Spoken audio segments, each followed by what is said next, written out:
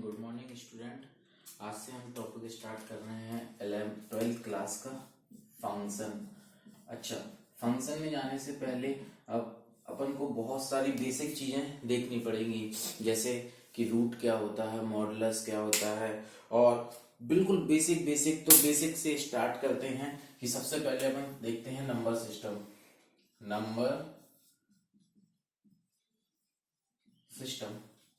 ठीक है। तो नंबर सिस्टम में देखा जाए ना तो सबसे पहले आता है तुम्हारा नेचुरल नंबर। सबसे पहले क्या आता है? Natural number. और देखो इसमें बस इतना सा लिख लो कि नेचुरल नंबर क्या होते हैं, एन से रिप्रेजेंट करते हैं, और जो कि 1 2 3 4 एंड डेस, बस इतना काफी है। नेचुरल नंबर को किन से डिनोट करते हैं? एन से डिनोट करते हैं, और जो कि क्या होते हैं 1 2 3 4 एंड डेस, बस इतना सा होता है क्या हमारा नेचुरल नंबर। अब देखो सेकंड थिंग आती है होल नंबर से। सेकंड थिंग आती है होल नंबर। तो होल नंबर क्या होते हैं? जिनको अपन कैपिटल डब्ल्यू से जनरली डिनोट करते हैं। अगर इसमें नेचुरल नंबर में जीरो को इंक्लूड कर लिया जाए, अगर नेचुरल नंबर में जीरो को इंक्लूड कर लेते हैं तो वो क्या बन जाते हैं? Whole number. नेचुरल नंबर में if we include zero then it is converted into a whole number. वो किस में कन्वर्ट हो जाता है? होल नंबर में। इसके बाद आता है तुम्हारा नेचुरल नंबर हो गया, होल नंबर हो गया। इसके बाद आता है तुम्हारा इंटीजर। इंटीजर को देखा जाए तो कैपिटल आई और कैपिटल जेड से डिनोट करते हैं। इंटीजर को कैसे? कैपिटल आई और कैपिटल जेड से डिनोट करते हैं। अच्छा, अब इंटीजर भी खुद तीन टाइप के होते हैं, तुम्हारे समझना यहाँ पे। एक होता है positive integer,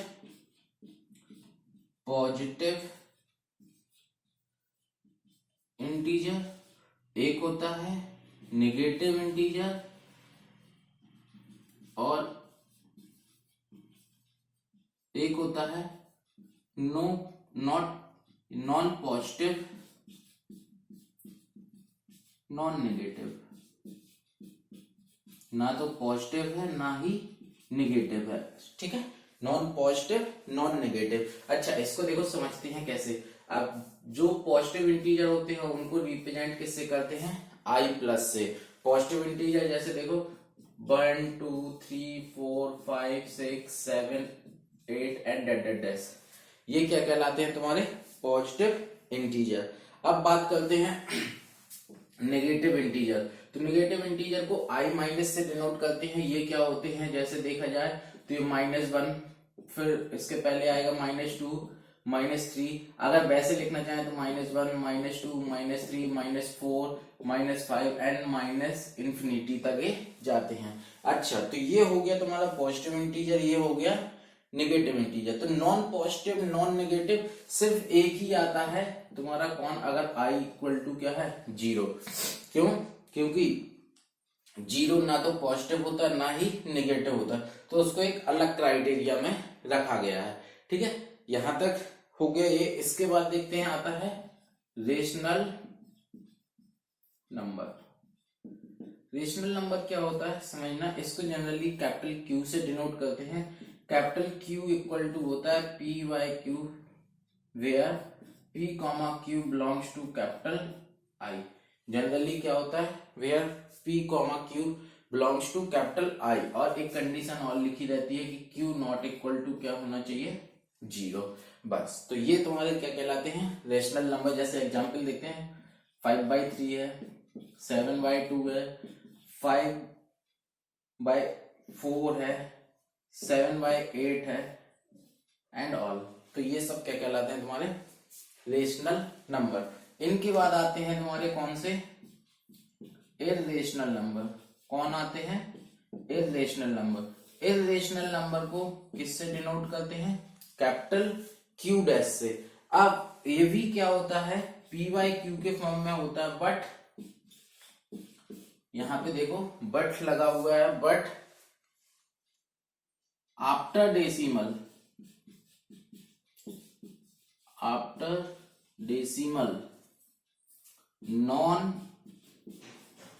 repeating and non terminating non repeating and non terminating, then it is irrational. तभी वो इर्रेशनल कब माना जाएगा इर्रेशनल? अगर कोई वर्ड आफ्टर डेसिमल के बाद रिपीट नहीं हो रहा है और टर्मिनेट भी नहीं हो रहा है, तो उस नंबर को हम क्या बोलते हैं? Irrational number. जैसे देखो समझाते हैं, इर्रेशनल नंबर क्या होते हैं। जैसे एक एग्जाम्पल लेते हैं 2.53, जैसे एक नंबर लिखा हुआ है,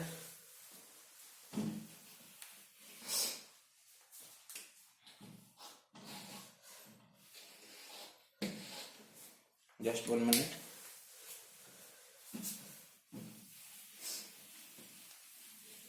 है ना, ऐसे नंबर जिनमें क्या हो ना, जैसे पॉइंट की बात, जैसे देखो 2.5, 2.45321 एंड ऐसे सो ऑन। अगर ऐसे कोई नंबर चल रहा है तो वो क्या कहलाएगा तुम्हारा? इर्रेशनल। क्यों? क्योंकि देखो पॉइंट के बाद ना तो वो टर्मिनेट हो रहा है, मतलब एंड नहीं हो रहा है, और साथ में नंबर रिपीट भी नहीं हो रहे हैं। जैसे देखो एक कोई लिखा होगा 3.14528 ऐसे करके और ऐसे, तो ये क्या कहलाएगा तुम्हारा? इर्रेशनल। लेंथ जैसे देखो ये लिखा हुआ 3.2.666, तो ये तुम्हारा इर्रेशनल नहीं कहलाएगा, ये क्या कहलाएगा? रेशनल। क्योंकि देखो पॉइंट के बाद टर्मिनेट तो नहीं हो रहा, बट रिपीट होना स्टार्ट हो गया, 6 का रिपीटेशन स्टार्ट हो गया, इसलिए ये क्या कहलाएगा तुम्हारा? Rational number. और अगर तो ये क्या कहलाएगा तुम्हारा? इर्रेशनल। जनरली दो इर्रेशनल बहुत फेमस हैं, एक है पाई जिसकी वैल्यू 3.145 समथिंग, और एक ई जिसकी वैल्यू 2.71 और समथिंग ऐसे आती है। ठीक है, तो ये दो हो गए फेमस इर्रेशनल नंबर। ठीक है, इसके बाद आगे बात करते हैं, तो आगे है हमारे रियल नंबर। अगर if we combine rational number and irrational number, then number system generate is called real number. यदि हम सारे रेशनल नंबर और इर्रेशनल नंबर को मिला दें और उनको कंबाइन करके एक सिस्टम बनाएं, तो वो सिस्टम क्या कहलाता है तुम्हारा? Real number. ठीक है, रियल नंबर को किससे डिनोट करते हैं? रियल नंबर को डिनोट करते हैं कैपिटल आर से। तो देखो क्या होता है, देखो लिखते हैं कैपिटल आर से रियल नंबर। तो इसको जनरली किससे डिनोट करते हैं? आर से। इफ ये क्या होता है, अगर देखा जाए तो standard form Q union Q dash. Q मतलब रेशनल नंबर, क्यू डैश मतलब इर्रेशनल नंबर। अगर तुमने रेशनल नंबर और इर्रेशनल नंबर उन दोनों का यूनियन कर दिया, मतलब दोनों को मिला दिया, तो तुम्हें क्या मिल जाता है? Real number. तो अगर देखा जाए एक नंबर सिस्टम पे, तो ये तुम्हारा 0 है, इधर पे क्या रहता है? माइनस इन्फिनिटी, इस साइड कहीं पे होगा प्लस इन्फिनिटी। ठीक है, और ये 1 2 3 ऐसे, और इस साइड -1 -2 -3, है ना, ऐसे चलेगा। तो अब देखो इसमें थोड़ा सा और देख लेते हैं। अगर r प्लस कहीं पे लिखा है, तो r प्लस का मतलब 0 के राइट साइड। अगर तुम्हारा क्या लिखा हुआ r माइनस, तो इसका मतलब क्या होता है? 0 के लेफ्ट साइड की बात हो रही है। ठीक है, तो इतना काफी है रियल नंबर और रियल नंबर में। ठीक है, अब देखते हैं आगे। रियल नंबर के बाद आता है सबसे बड़ा नंबर सिस्टम है तुम्हारा कौन सा? Complex number. कॉम्प्लेक्स नंबर को कैपिटल C और जेड कट लगा के जनरली डिनोट किया जाता है कॉम्प्लेक्स नंबर को। कॉम्प्लेक्स नंबर समझते क्या होता है? जैसे मैथमेटिकली कई बार ऐसा हुआ कि मैथमेटिकली इक्वेशन सॉल्व करते गए और ऐसा लिख के आ गया कहीं पे कि x² + 1 = 0। अब इसमें देखा जाए तो तुम x की कोई भी वैल्यू पुट कर लो, x की कोई भी रियल वैल्यू अगर अपन पुट करते हैं, तो ये इक्वेशन कभी भी सेटिस्फाइड नहीं होगी। क्यों? क्योंकि अगर थोड़ा सा और देखा जाए तो x² = क्या आ जाएगा? -1। और we know that every square number is a positive. अगर तुम नेगेटिव का भी स्क्वायर करते हो तो पॉजिटिव आता है, और पॉजिटिव का स्क्वायर करते हैं तो भी क्या आता है? नेगेटिव आता है। तो ये कभी नेगेटिव नहीं हो सकता। तो इसलिए उन्होंने क्या बोला कि एक्स स्क्वायर इक्वल टू -1 है, तो एक्स इक्वल टू आ जाएगा रूट के अंदर -1, और ये जो रूट के अंदर -1 है इसी को उन्होंने एक नाम दिया है आयोटा, जिसे अपन स्मॉल आई से डिनोट करते हैं। आयोटा मतलब इमेजिनरी नंबर, ठीक है। तो जो कॉम्प्लेक्स नंबर होता है वो होता क्या है तुम्हारा, कॉम्प्लेक्स नंबर अगर सी से डिनोट करें तो जनरली ऐसा लिखा रहता है a प्लस आइटा बी, ये क्या कहलाता है, रियल पार्ट कहलाता है, और ये क्या कहलाता है तुम्हारा, इमेजिनरी पार्ट, ठीक है, इमेजिनरी पार्ट। लेकिन a एंड b तो बिलोंग करेंगे कहां से, रियल नंबर से। a और b तो बिलोंग करेंगे कहां से, रियल नंबर से। तो अगर तुमसे कोई एक स्टेटमेंट देखो, बोलते हैं हम कि every real number is a complex number, बिल्कुल right, but every complex number is real number, ये राइट नहीं है। जैसे देखो रियल नंबर कौन है, 5 है, अगर तुम्हें इसे कॉम्प्लेक्स नंबर बनाना तो लो आइटा इंटू 0 कर दिया, बन गया, ये क्या हो गया, ये रियल पार्ट हो गया, इमेजिनरी पार्ट 0 है इसका। तो हर एक रियल नंबर कॉम्प्लेक्स नंबर है, बट हर एक complex number, every complex number is not necessary to a real number, but every real number is complex number।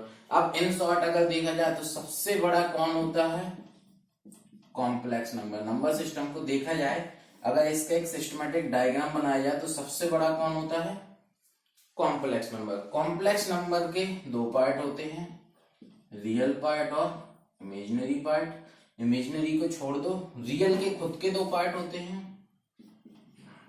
Rational,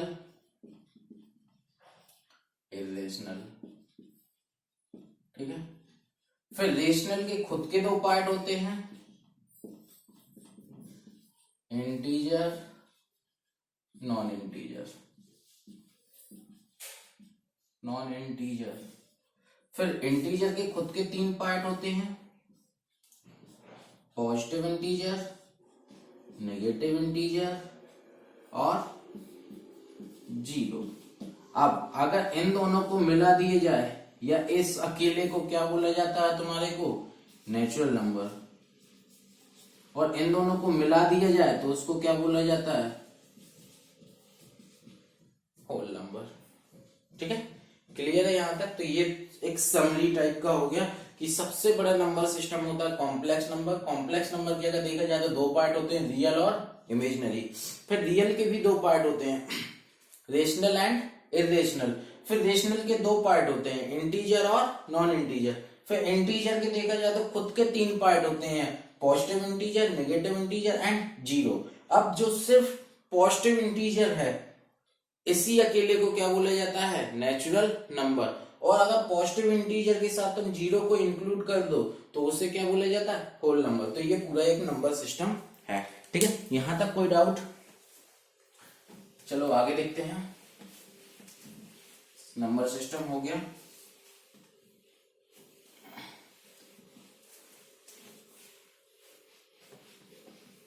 अब बिल्कुल बेसिक बेसिक सी चीजें देखते हैं, ठीक है।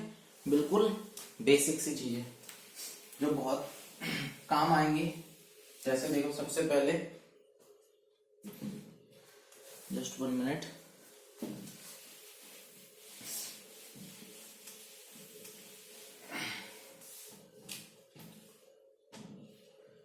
सबसे पहले देखो, अगर कहीं पे एक्स स्क्वायर इक्वल टू, पहला पॉइंट, अगर x square equal to x लिखा है तो जनरली बच्चे क्या करते हैं कि इससे इसको कट कर देते हैं और लिख देते हैं एक्स इक्वल टू 1। ये रॉन्ग है, ऐसा इसलिए नहीं करना। इसको देखो मैथमेटिकली बताते हैं।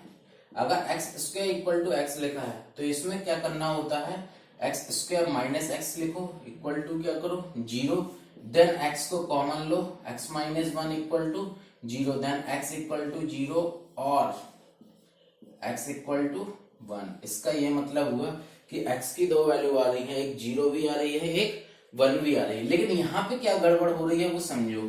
इसका मतलब तुम क्या कर रहे हो कि अगर उसको डिवाइड में नीचे ला रहे हो तो नीचे लाने का क्या मतलब होगा वो देखो। नीचे लाने का ये मतलब होगा कि तुम लिख रहे हो x square upon x equal to 1। अब सोचो यहां से कि अगर इफ x तुम्हारा 0 हो, if x equal to 0, then ये क्या बनेगा 0/0, जो कि क्या होता है इनडिटरमिनेट, इनडिटरमिनेंट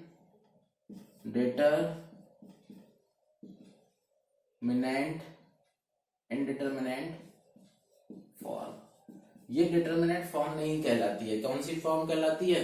इनडिटरमिनेंट फॉर्म। इसलिए अपन इसको ऐसे नहीं ला सकते, क्योंकि अगर ऐसा लाएंगे तभी तो इसको कट करेंगे, फिर ही तो बोलेंगे x इक्वल टू। लेकिन अगर x square equal to x लिखा है और यहाँ पे कहीं लिखा है x not equal to 0, then अपन इसको कट कर सकते हैं और x इक्वल टू 1 लिख सकते हैं। जैसे एक और एग्जाम्पल, अगर x cube equal to x है तो ये भी इसका मतलब क्या हो जाएगा? x cube minus x equal to 0।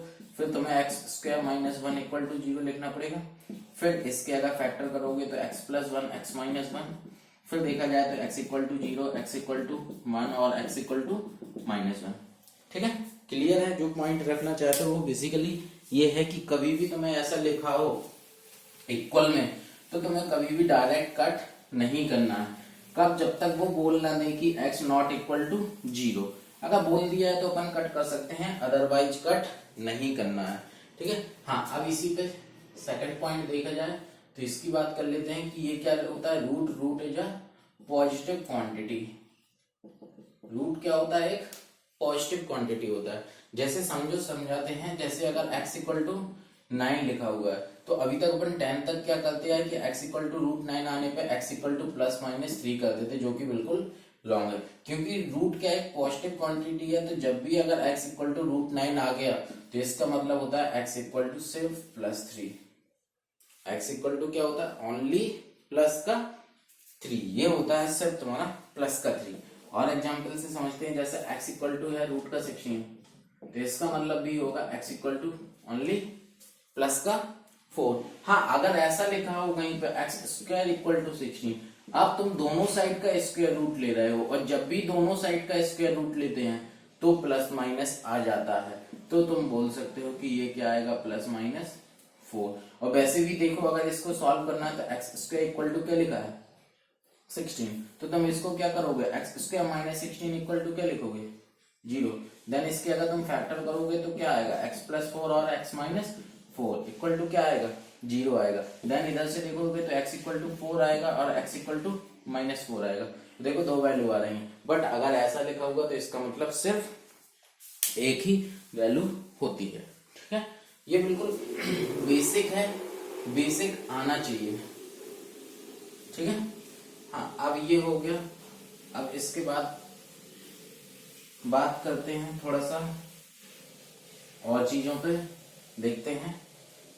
जैसे देखो, अब ये थर्ड पॉइंट पे बात करें, ये क्या कहलाता है? मॉडुलस।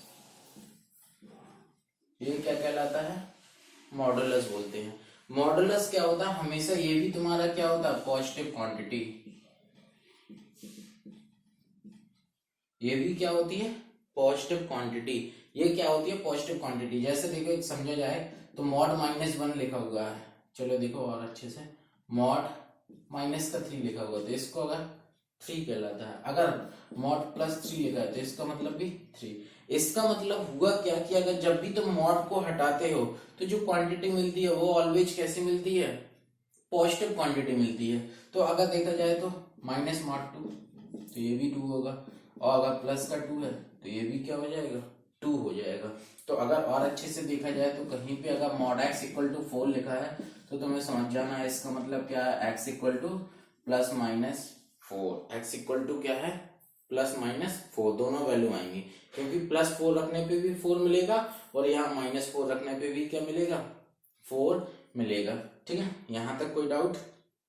अच्छा, चलो अब इसी पे देखो थोड़ा सा कि करना क्या होता है। इसमें अगर ऐसे लिखा हुआ है तो जनरली मॉड के क्वेश्चंस को सॉल्व करने के लिए या तो अपन ग्रेटर देन 0 लेते हैं या less than 0। Greater than equal to 0 लेते हैं या लेस देन 0।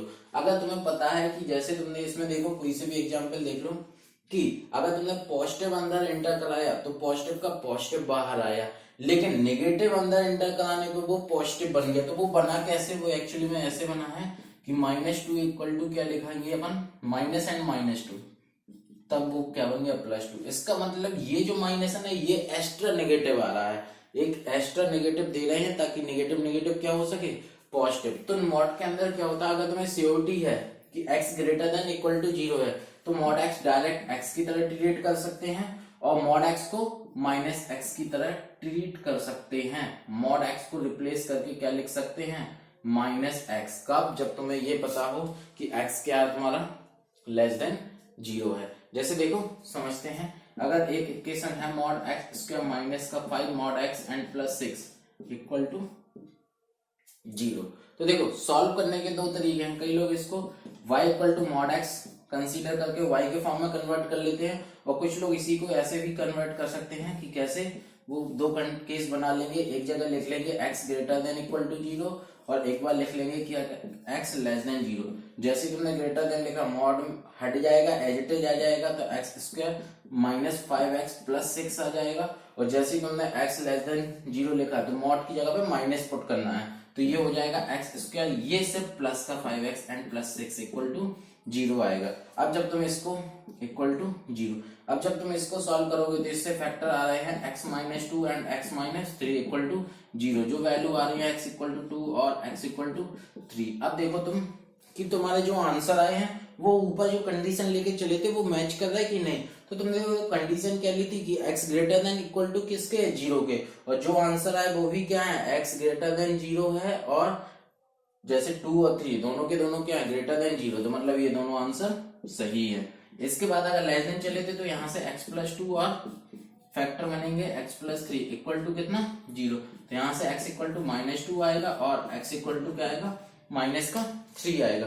तो देखो इसमें भी तुम आंसर नेगेटिव आ रहे हैं और कंडीशन भी क्या लेके चले हो, नेगेटिव। तो अगर देखा जाए इन शॉर्ट, तो x की दो वैल्यू आई, प्लस 2, माइनस 2, 3 और माइनस 3, ठीक है, ये 4 वैल्यू आ गई हैं। ठीक है, यहां तक कोई डाउट हो तो बोलो, नहीं तो आगे चलते हैं। ठीक है, आगे देखते हैं, 4 देखते हैं, बहुत काम का है, बिल्कुल बेसिक है ये, मतलब इतना तो तुम्हें अगर फंक्शन में एंटर करना है तो फंक्शन में एंटर करने के पहले कम से कम इतना तो आना ही चाहिए। हाँ, थर्ड पॉइंट के बाद फोर्थ पॉइंट की बात करें तो फोर्थ पॉइंट देखो क्या होता है, एक्सपोनेंशियल।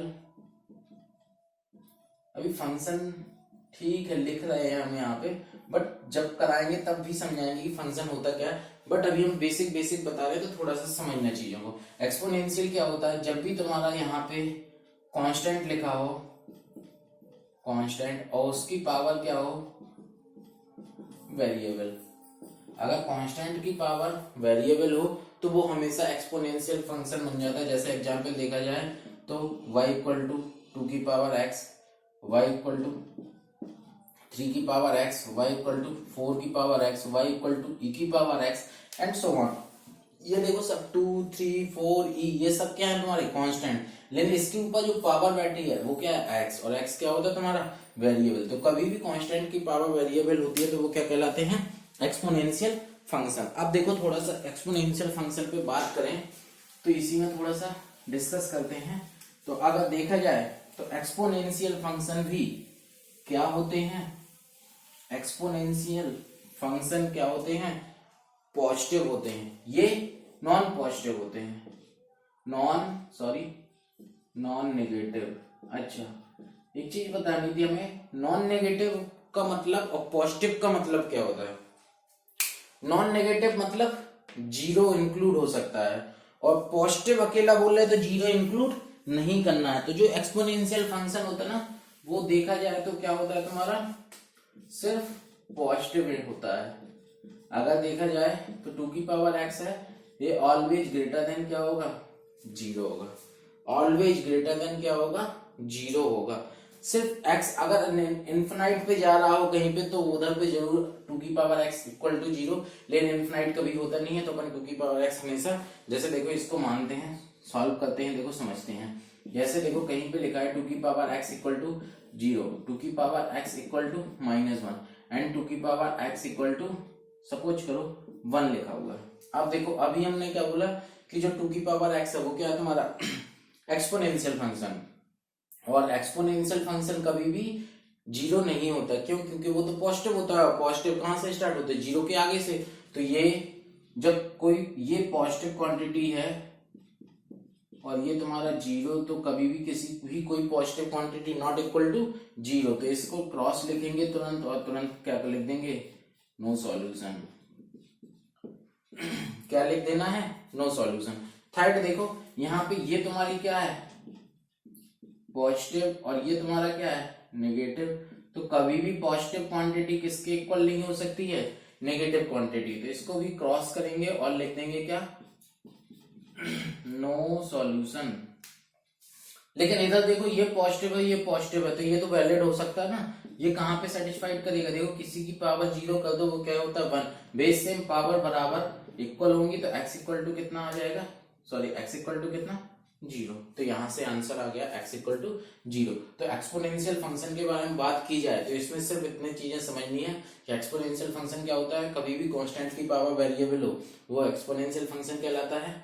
फिर कैसे क्या ग्राफ क्या होता है वो सब आगे अपन डिटेल में पढ़ेंगे, अभी सिर्फ इतना देखो कि कांस्टेंट की पावर वेरिएबल क्या कहलाता है, एक्सपोनेंशियल फंक्शन, और ये हमेशा ही क्या होता है, पॉजिटिव होता है, ये कभी भी नेगेटिव नहीं हो सकता। अच्छा, फोर्थ पॉइंट हो गया। अब फिफ्थ पॉइंट पे बात कर लेते हैं, ठीक है।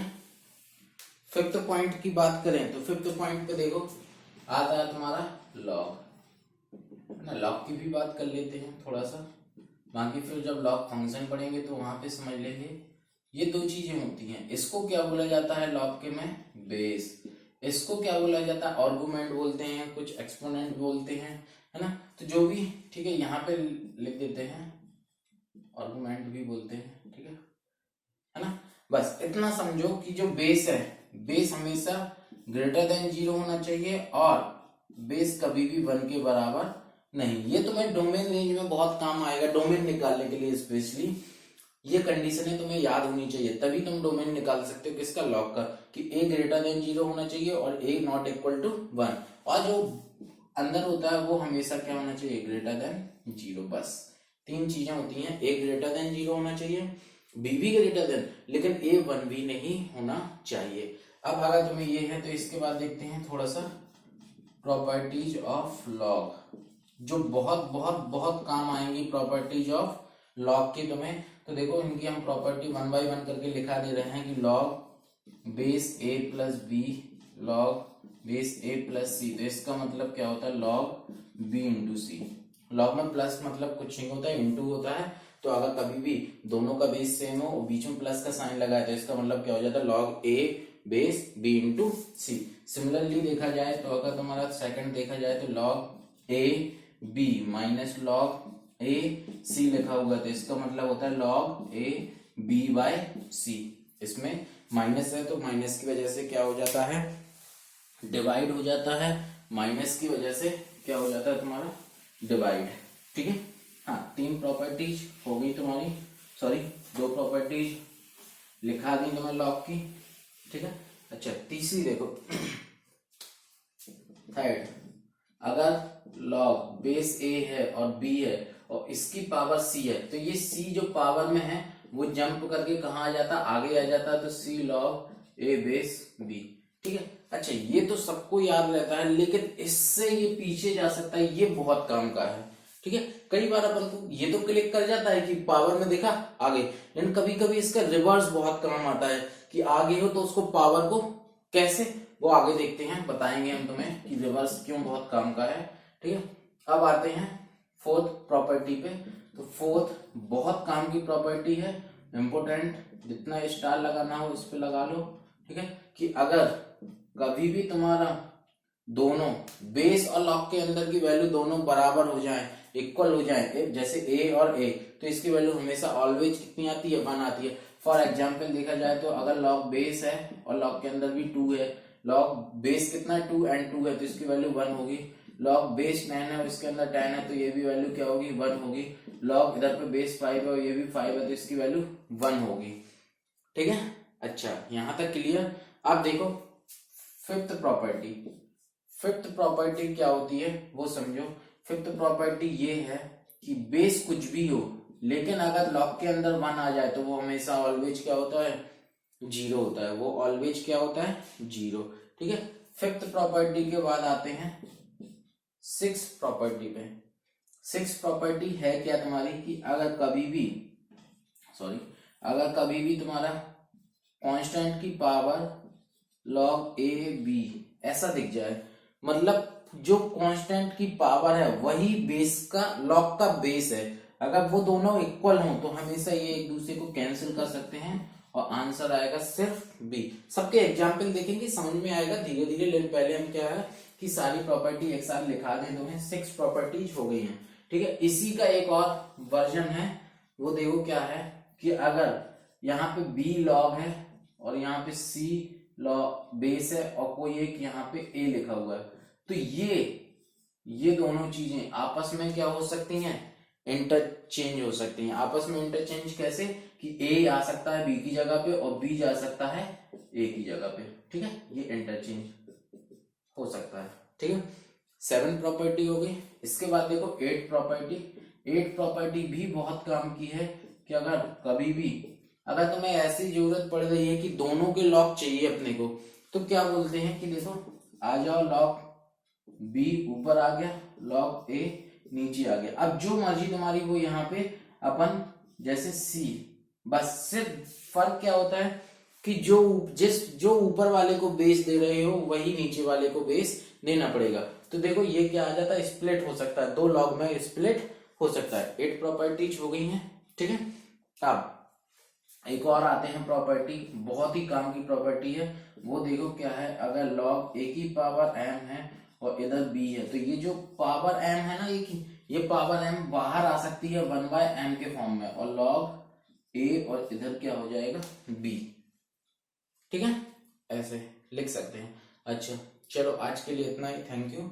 और इसके आगे कल आके हम थोड़ा सा प्रॉपर्टीज फिर से बताएंगे, सॉरी कल का मतलब परसों, कल हम 11th का स्टार्ट करेंगे। अच्छा एक थोड़ा सा ओवरव्यू दे दें कि मैं बिल्कुल बेसिक से ही तुम्हें 11th का और 12th का बताऊंगा, और आईआईटी के मेंस तक के लेवल तक का तुम्हें बताऊंगा हर एक चीज को। ठीक है, एडवांस का भी कुछ हद तक कवर हो जाएगा, और अल्टरनेट क्लास रहेगी तुम्हारी, एक दिन 11th का क्लास रहेगा, एक दिन 12th का। जैसे आज हमने 12th का सबसे बेसिक से स्टार्ट किया फंक्शन से, कल 11th का बिल्कुल बेसिक से स्टार्ट करेंगे सेट थ्योरी से। सेट देखेंगे, फिर रिलेशन देखेंगे, फिर आगे अपन ऐसे इसमें भी ऐसे ही। Okay, thank you.